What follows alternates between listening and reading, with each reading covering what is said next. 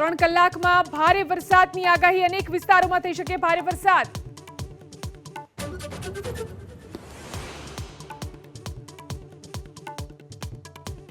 આજે રાજ્યના 124 તાલુકામાં વરસ્યો ધોધમાર વરસાદ। સૌથી વધારે સુરતના ઉમરપાડામાં 14, નેત્રંગમાં 8 તો ગરુડેશ્વર અને નાંદોદમાં 6 ઇંચ વરસાદ।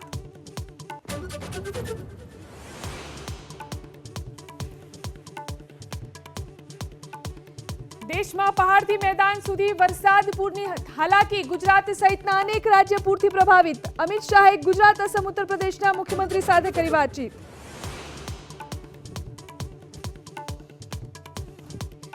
તિહાડ જેલમાં કેજરીવાલનો ઘટ્યો 3.5 કિલો વજન। સંજય સિંહનો દાવો, કોમામાં જઈ શકે મુખ્યમંત્રી।